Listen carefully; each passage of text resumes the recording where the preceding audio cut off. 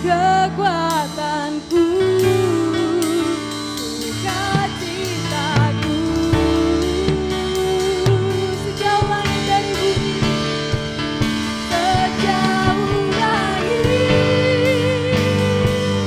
dari bumi, amin.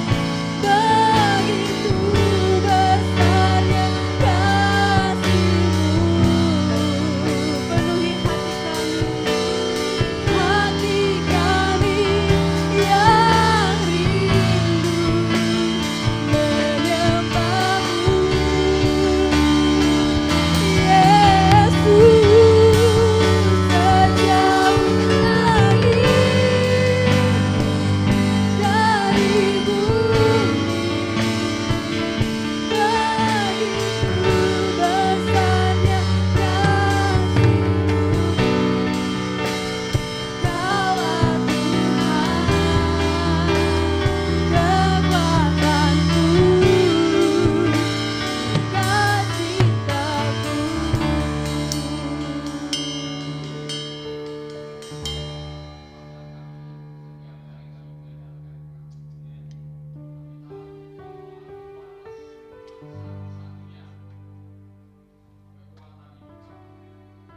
Percaya kepadamu, kami percaya kuasa firman-Mu, kami mengandalkan urapan-Mu, dan kami mengandalkan hadirat-Mu.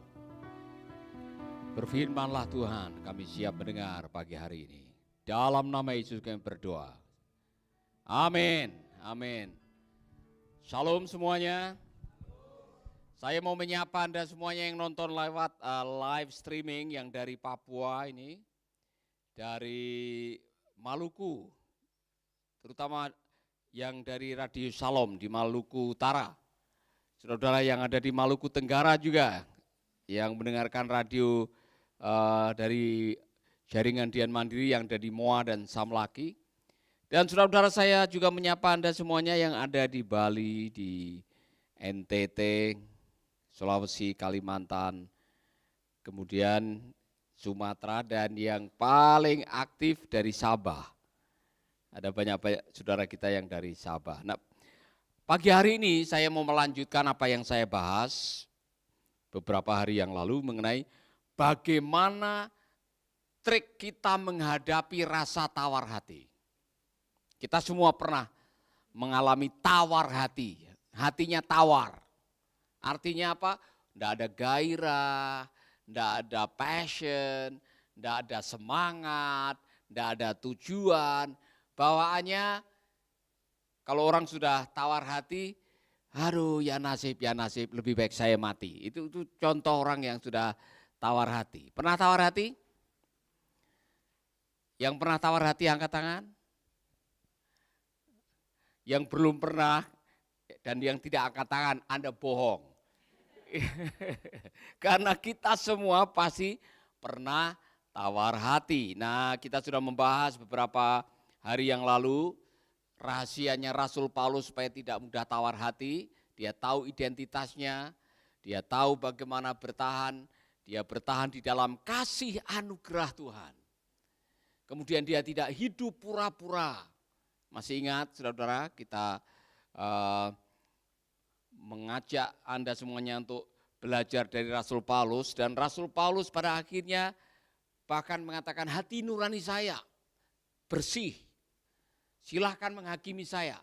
Artinya dia genuine, autentik, dia hidup dengan apa adanya seperti dia. Nah, ini yang berikutnya ini lebih luar biasa lagi. Ayat yang ke-7, 2 Timotius pasal 4. Nah, saya menyalami Anda yang mendengarkan Making Life Better juga di beberapa tempat, seperti di Rote, Pulau Sabu, dan sebagainya. Nah, saya menyalami sahabat saya Pak Pendeta Sam Mulyadi yang ada di Kalimantan Barat nih sekarang. Ya, lagi bergabung, Yuan Dragon, Rashid Denta, Bahtiar Marpaong, Horas, untuk semua yang ada di Medan. Nah, saudara-saudara, mari kita menyimak ayat yang ke-7, ini luar biasa. Perhatikan baik-baik. Tetapi harta ini kami punyai dalam bejana tanah liat,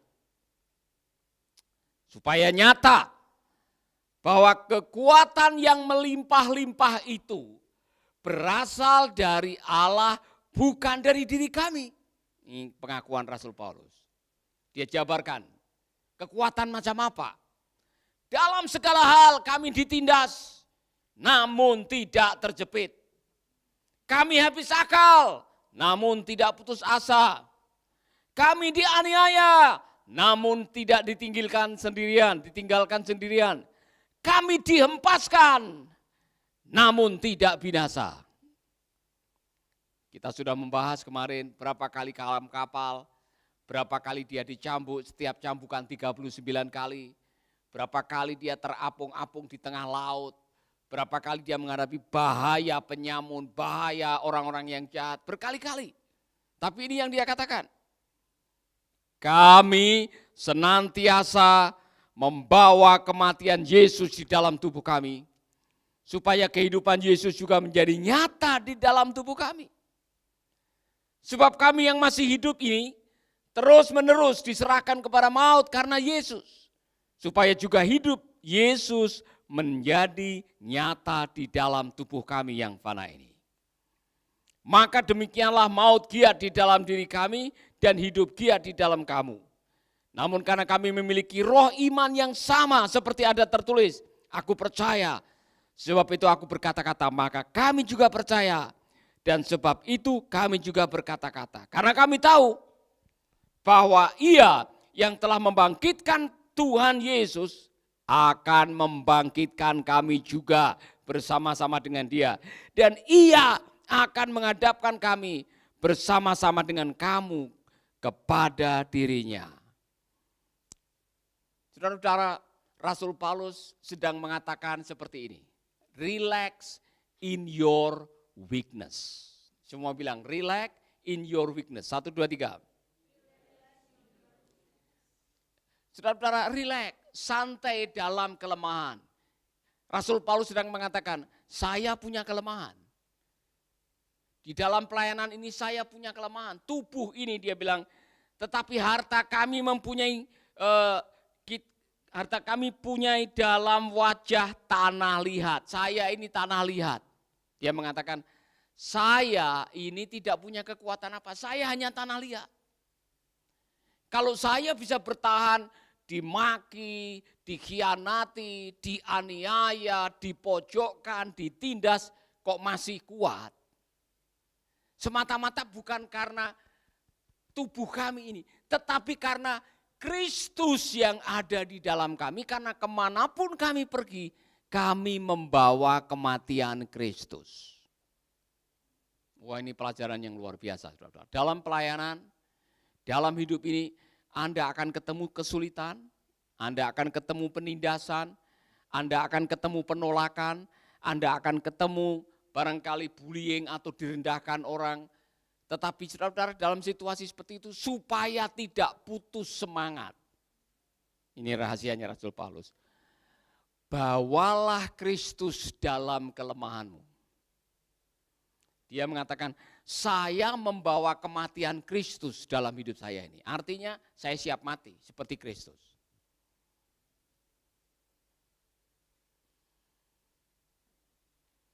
Buat dia yang namanya kelemahan itu adalah bagian dari kehidupan. Dan relax in your weakness artinya kalau Anda menemui kelemahan dalam dirimu sendiri, bahwa Anda punya kelemahan, bersyukurlah. Rasul Paulus mengatakan dalam ayat yang lain, justru di dalam kelemahan itulah aku melihat kekuatan Allah, kuasa Allah. Maka aku bermegah di dalam kelemahanku. Artinya apa? Jangan sombong. Kalau kamu bisa mantul, seperti Rasul Paulus tadi, dia punya kemampuan untuk mantul, ditindas, dihempaskan, dianggap miskin tapi bisa memperkaya banyak orang, ya kan? Dipojokkan tetapi masih bisa bertahan. Itu semata-mata karena kekuatan yang datang dari Tuhan. Di awal saya sudah mengatakan be genuine. Tidak usah pura-pura lah dalam hidup ini. Kita semua punya kelemahan, tidak ada orang yang sempurna. Bahkan awal kebahagiaan adalah jujur dengan ketidaksempurnaan. Tengok teman saudara bilang, jujur saja. Ya. Berani mengakui kelemahan atau menutupi kelemahan. Mana yang lebih enak dalam hidup ini? Berusaha terus tiap hari menutupi kelemahan, ya kan? Aduh, saudara, mana lebih rileks? Hidup dengan apa adanya daripada hidup dengan nyari apa adanya, apa-apa dalam hidup orang lain. Maksudnya begini, mana lebih enak dalam hidup ini? Be authentic, jadilah dirimu sendiri atau pura-pura menjadi orang lain untuk menutupi kekurangan diri Anda. Mana lebih baik? Iya kan? Ya? Lebih baik jujur. Kita punya kelemahan. Saudara, Anda pasti punya kelemahan. Sekarang saya punya kelemahan. Bisa ingat wajah orang tapi lupa nama. Ya? Dan itu mulai terjadi mendekati umur 60 nih. Iya kan? Saya punya keanehan, saya perhatikan ini. Kalau di restoran, saya sulit berkomunikasi, sulit ngomong, rame, sulit konsentrasi. Tapi kalau ada nyamuk kentut di kamar sama putri itu, saya bisa dengar. Aneh sekali. Jadi ada anak-anak berbisik saya bisa dengar, tapi kalau ngomong di tempat yang ramai saya tidak bisa dengar. Saya harus mengaku itu, ya kan? Jadi artinya apa? Saya enjoy dengan kelemahan ini, terimalah sebagai sebuah kenyataan. Saudara punya kelemahan, ya kan? Nah, misalkan aja di bagian kiri saya ini ada bekas, ya, bopeng, ya kan? Selama ini saya tidak ada masalah dengan bopeng saya tidak memperhatikan, ya kan? Istri saya yang memperhatikan. Kemudian diajak ke klinik untuk laser dan sebagainya. Buat saya di laser dan tidak di laser sama saja. Iya kan? Kemudian pakai dempul kalau pagi misalkan supaya tidak kelihatan. Saya rasa tidak pakai dempul sama saja. Iya kan? Ngerti maksudnya? Jadi kalau Anda memang dari sononya udah di bawah 145 cm, berbahagialah, ya kan? Mau pakai setengah meter juga, setelah dilepas itu sepatu, sama saja balik ke aslinya. Relax in your weakness. Apa, saudara-saudara? Relax in your weakness.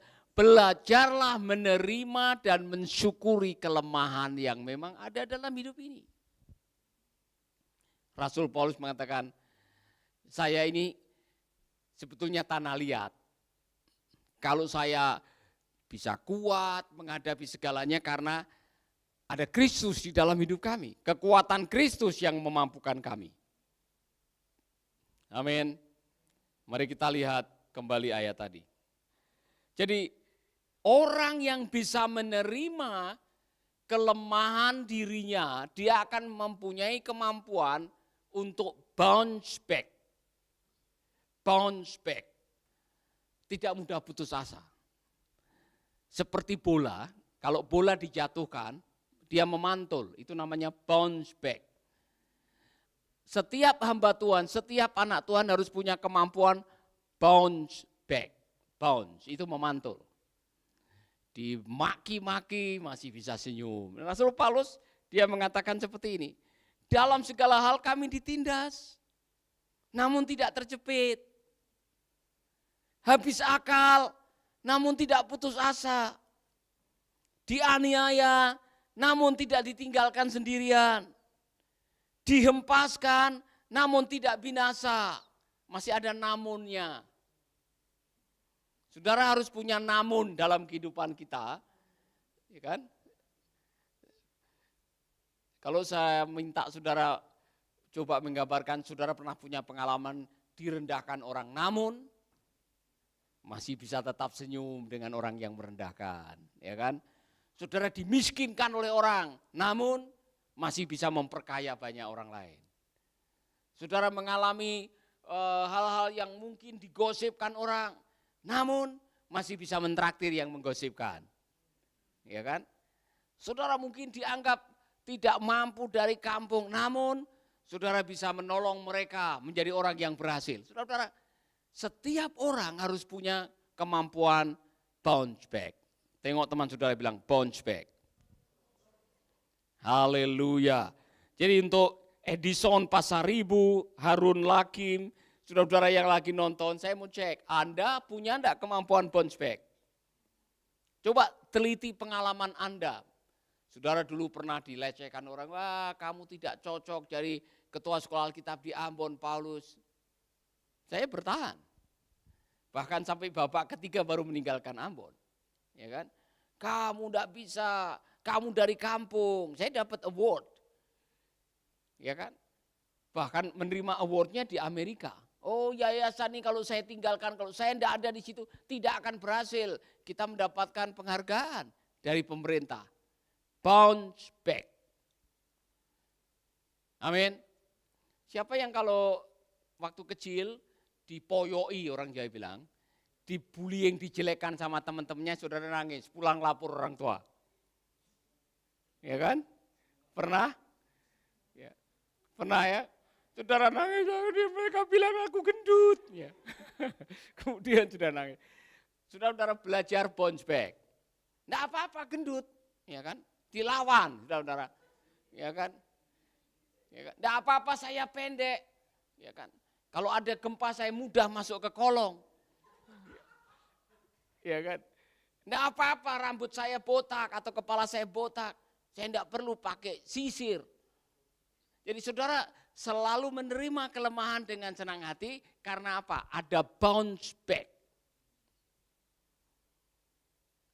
Amin. Jadi jangan dikit-dikit kena masalah, putus asa, berhenti. Baru masuk ke pelayanan, dapat penolakan, diancam, sudah berhenti ketakutan. Jangan saudara, bounce back. Amin. Ini modal hidup yang luar biasa. Saya baca buku mengenai 10 resep orang sukses yang diteliti dari banyak orang sukses di dunia ini. Peneliti menemukan 10 trait atau 10 kebiasaan yang sama pada diri orang-orang yang sukses. Salah satunya adalah tidak mudah menyerah.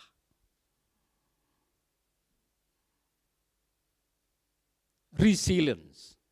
Jadi orang-orang yang tidak mudah menyerah, orang-orang yang selalu bangun dari kegagalan, tidak gampang mundur, selalu mencari cara jalan keluar, pada akhirnya Tuhan akan menolong orang itu untuk menemukan jalan keluar.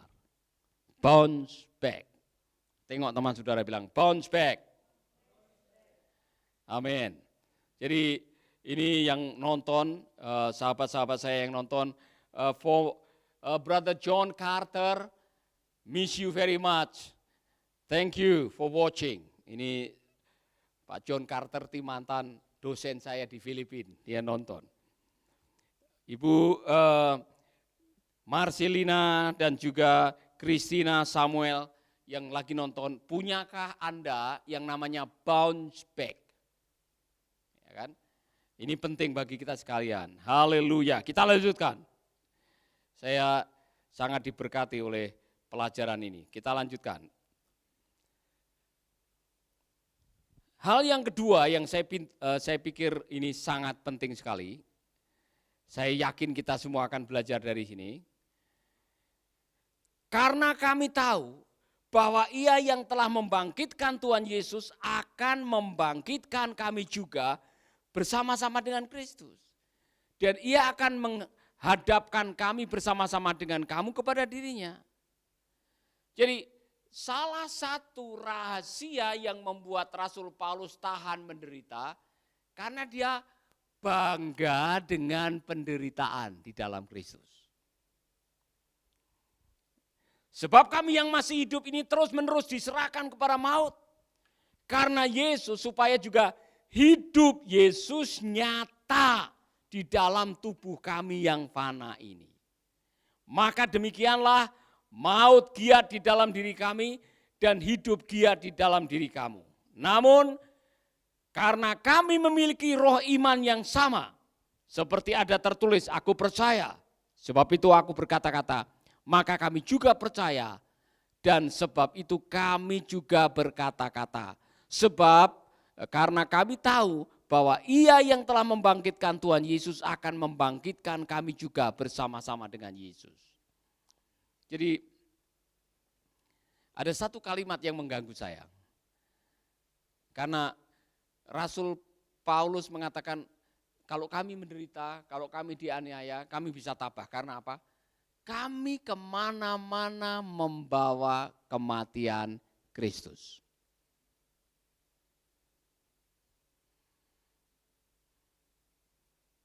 Kira-kira apa yang ada di benak Rasul Paulus waktu mengatakan itu, saudara? Kemana-mana kami membawa kematian Kristus. Artinya, kalau kami mati, bukan demi kami. Kalau sampai dengan aniaya, kesulitan, tantangan, penderitaan dalam pelayanan demi Kristus, kami mati, Kristus yang dimuliakan. Maka, saudara-saudara, ini salah satu rahasia. Bahwa ketika kita memberikan hidup kita kepada Kristus, kita melayani Tuhan Yesus, kemudian Anda dianiaya, yang dianiaya itu sebetulnya Yesus. Rasul Paulus ingat waktu dia menganiaya jemaat. Kemudian dia di dalam Danzig, dia ketemu dengan cahaya yang membuat dia buta 3 hari. Kemudian dia bertanya, siapakah engkau? Tuhan? Dan dia mendengar, ini aku, Yesus. Di benaknya Rasul Paulus, pada waktu kita melayani Kristus kok orang menganiaya, yang membuat orang benci itu bukan karena membenci kamu, membenci Yesus yang kamu beritakan. Jadi imannya Rasul Paulus, kalau toh saya melayani kemudian dianiaya mati, dia bilang saya akan dibangkitkan bersama dengan Yesus. Amin. Artinya hidup adalah Kristus dan mati adalah sebuah keuntungan. Itu kata Rasul Paulus dalam ayat yang lain. Bagiku hidup adalah Kristus dan mati adalah keuntungan. Katakan kepada teman saudara.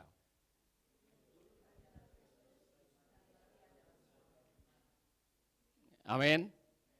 Coba kalau setiap hamba Yesus Kristus pakai nilai, prinsip yang sama. Bagiku hidup adalah Kristus, yang dimuliakan hanya Yesus, bukan yang lain. Maka waktu kita menghadapi tantangan, pergumulan, masalah, kita tidak akan takut menghadapinya karena apa? Yesus tidak akan pernah tinggal diam. Amin. Haleluya. Itulah sebabnya saudara-saudara, kebenaran ini menolong kita bagi Anda semuanya. Karena kita tahu bahwa Ia yang telah membangkitkan Tuhan Yesus akan membangkitkan kami juga bersama-sama dengan Kristus. Jadi kalau Anda melayani, menghadapi tantangan aniaya karena Kristus, ingat, kalau toh saudara mati, bagiku hidup adalah Kristus. Dan mati adalah sebuah keuntungan. Jadi saya ingat Muhammad Najib di Pakistan yang mendengar radio dari Filipina, waktu itu masih ada radio shortwave atau SW, dan dia bertobat. Akibat pertobatannya membuat gempar di seluruh kampungnya, karena dia pemuda yang berpengaruh di agamanya. Akhirnya tua-tua dan pemimpin agama di situ membujuk dia untuk kembali ke agama semulanya. Bahkan orang tuanya, pacarnya dibujuk, tolong bicara sama Muhammad Najib supaya dia kembali ke agamanya. Dia tidak mau. Diinterogasi di kantor polisi berkali-kali, yang akhirnya dia ditahan. Saudara-saudara, saya mendengar, saya membaca sendiri, dia disiksa di situ. Ada satu titik klimaks, kukunya dicabuti. Dan dia tidak meninggalkan. Akhirnya mungkin tua-tua dan polisi sudah kehabisan akal, di ultimatum. Kalau kamu dalam 1 minggu tidak membuat keputusan, kami akan gantung kamu di alun-alun. Hari Rabu jam 9 dia dibawa di alun-alun, masih dikasih kesempatan 5 menit untuk menyangkali imannya yang baru. Dihadirkan orang tua, pacar, dan semua yang lain di situ. Tapi dia ambil 5 menit bukan untuk menyangkali imannya. Dia ambil 5 menit untuk meneguhkan imannya. Satu kalimat yang dia ucapkan, Bapak Ibu, saudara-saudara, Anda bisa menggantung tubuh saya di sini, tetapi kalian semua tidak bisa menggantung iman saya. Mana mungkin saya menyangkali Yesus Kristus yang sudah menyelamatkan dan menunjukkan kepada saya jalan kebenaran dan hidup. Jam 9:10 dia digantung.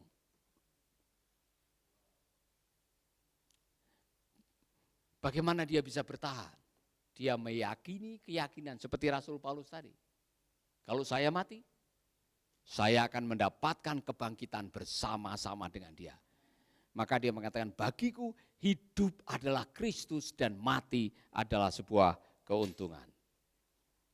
Amin. Yang terakhir, saudara-saudara, glory in your pain. Kalau pertama tadi, saudara belajar relax in your weakness.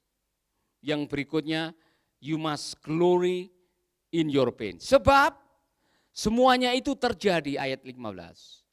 Oleh karena kamu, semua bilang kamu. Sebab semuanya itu terjadi. Apa itu semua? Aniaya tadi. Semua itu terjadi karena siapa? Kamu. Supaya kasih karunia yang semakin besar, berhubung dengan semakin banyaknya orang yang menjadi percaya, menyebabkan semakin melimpahnya ucapan syukur bagi kemuliaan Allah.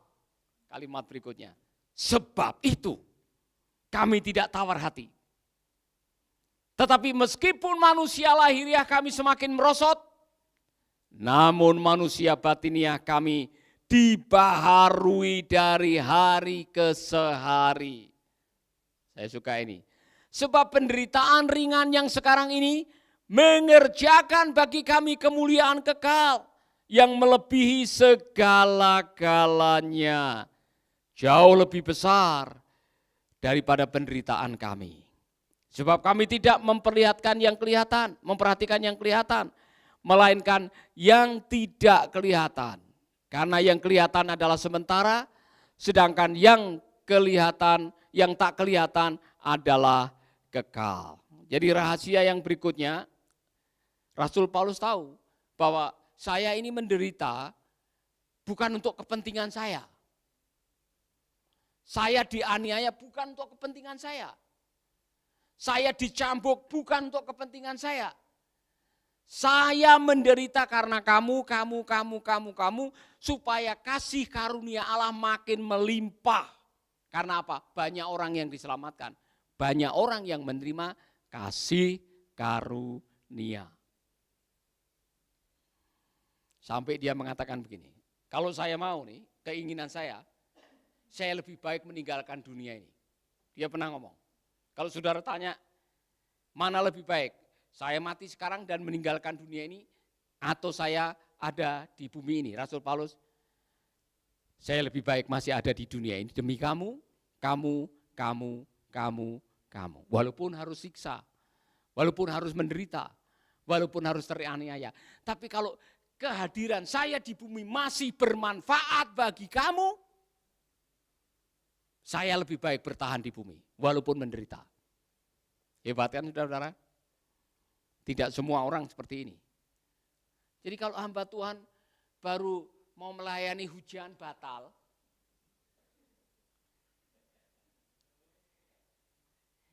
saya meragukan penyerahan saudara untuk melayani Tuhan. Baru ada masalah sedikit, ya kan? Dibilang, aduh motor saya rusak, batal berkhotbah. Saya meragukan komitmen saudara dalam pelayanan ini. Karena Kalau Anda memahami pelayanan itu demi kamu, bukan demi saya. Maka tidak ada hujan badai yang bisa menghentikan. Saya awal-awal di sekolah kita pernah ngarang lagu. Ya. Hujan dan badai tak ku peduli, ku tetap melayani. Ada lagu seperti itu, saudara. Saudara-saudara, saya mau mengatakan kepada Anda semuanya, saya menghadapi banyak hal. Kadang-kadang kecapean, ya kan? Kalau ikut kemauan daging, ngapain saya capek-capek begini? Ya kan? Saya pernah cerita 7 hari di 10 kota di Amerika. Dan ada sebagian itu naik mobil. Bersyukurlah Pak Kevin Scott yang nyetir. Bukan saya yang nyetir, karena saya tidak berani nyetir di Amerika. Capeknya bukan main. Dari kota ke kota berjam-jam, saudara-saudara. Ngapain? Bukan demi saya. Demi anak-anak panti. Demi para hamba Tuhan perintis. Saudara-saudara, kalau hanya untuk saya sudah cukup. Ngapain susah-susah? Tapi yang membuat saya semangat karena kamu. Saya pikir Rasul Paulus punya hal yang sama. Kalau saya suruh milih, saya pensiun sekarang. Ngapain susah-susah menghidupi anak orang? Iya kan? Tapi kalau saya hidup seperti itu, saya mementingkan diri sendiri. Saya sudah belajar bahwa kita hidup untuk memuliakan Kristus. Maka apapun yang kita lakukan, Yesus yang dimuliakan. Saudara-saudara yang masih egois, tolong dicek, kalau mau melayani Tuhan Anda tidak bisa egois. Serius nih saudara, kalau saudara mau melayani Tuhan masih mementingkan ego sendiri, saudara tidak akan pernah bisa berhasil melayani Tuhan. Milikilah apa yang dimiliki oleh Rasul Paulus. Hidup adalah Kristus, mati adalah untung. Amin. Trik terakhir. Kalau tadi glory in your pain, jadi penderitaan itu ada manfaatnya, saudara. Tengok teman saudara senyum. Ternyata penderitaan ada manfaatnya, bilang. 1, penderitaan mendekatkan diri Anda kepada Tuhan. Ya kan? 2, penderitaan mendekatkan Anda kepada teman. Tiba-tiba ada teman dekat yang Anda ajak curhat. Yang 3, penderitaan bermanfaat mendekatkan dirimu kepada diri sendiri. Jadi waktu Anda menderita, Anda sadar diri. Jadi jangan dibuang itu penderitaan. Muliakanlah penderitaanmu karena penderitaan itu ada manfaatnya. Katakan amin. Terakhir. Sebab kami tidak memperhatikan yang kelihatan, melainkan yang tidak kelihatan. Kalau Anda mau bertahan dalam menghadapi penderitaan dan tantangan, fokus pada kekekalan. Semua bilang fokus pada kekekalan.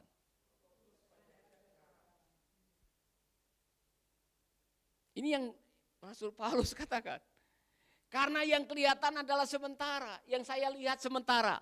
Masalah saya ini sementara, pergumulan saya ini sementara, aniaya yang saya hadapi ini sementara, direndahkan orang sifatnya sementara. Tapi ada kemuliaan yang saya terima dan saya akan nikmati selama-lamanya, yaitu di dalam Tuhan.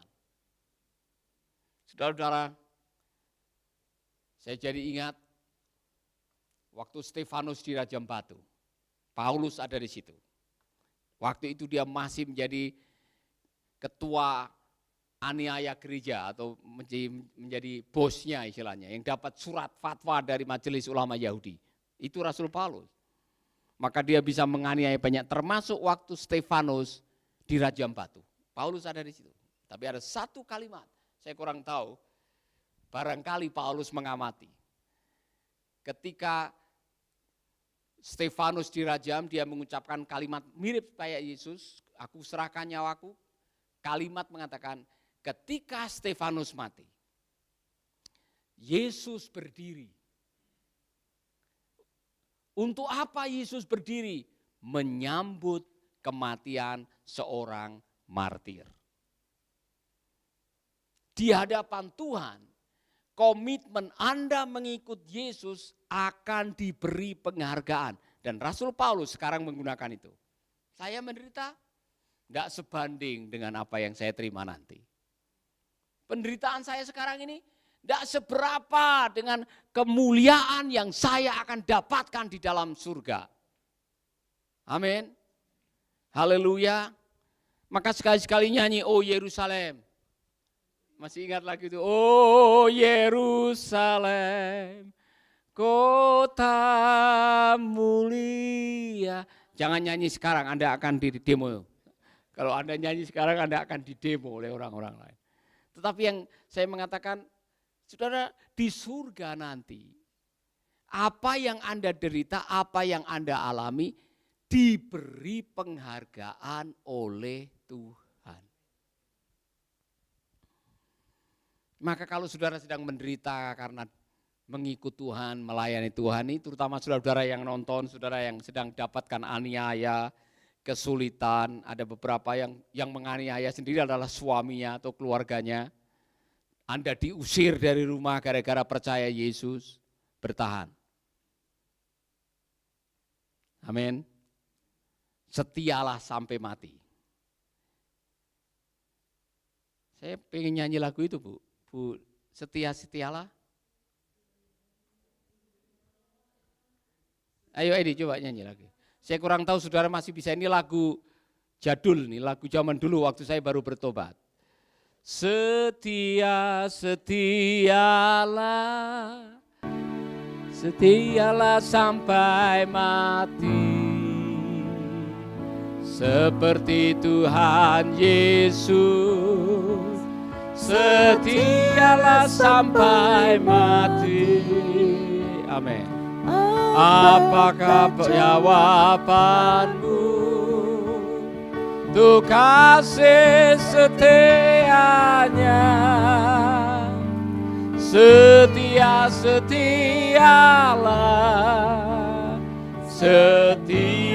sampai mati. Saya mengajak semua yang nonton nyanyikan lgu ini. Setialah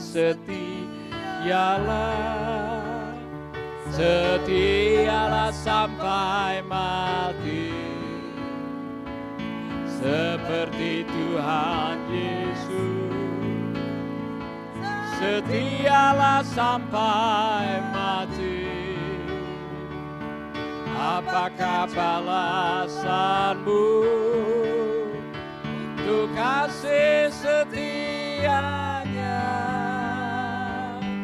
Setialah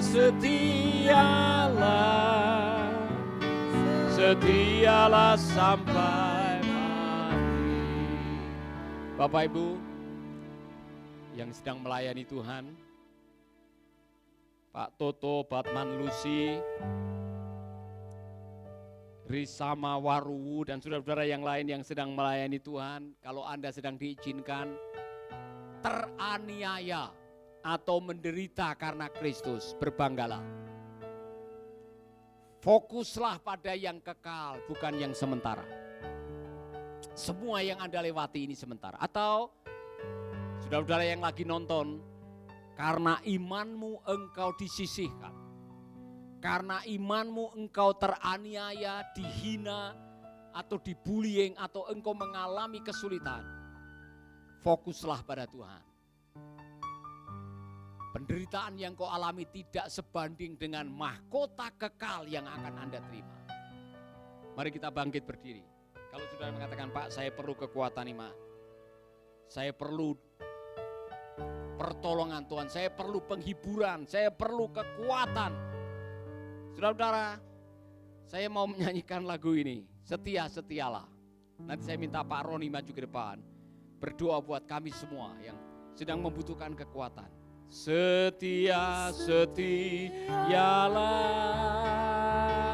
Setialah sampai mati. seperti Tuhan Yesus, setialah sampai mati. Amin. Apakah balasanmu untuk kasih setianya? Setialah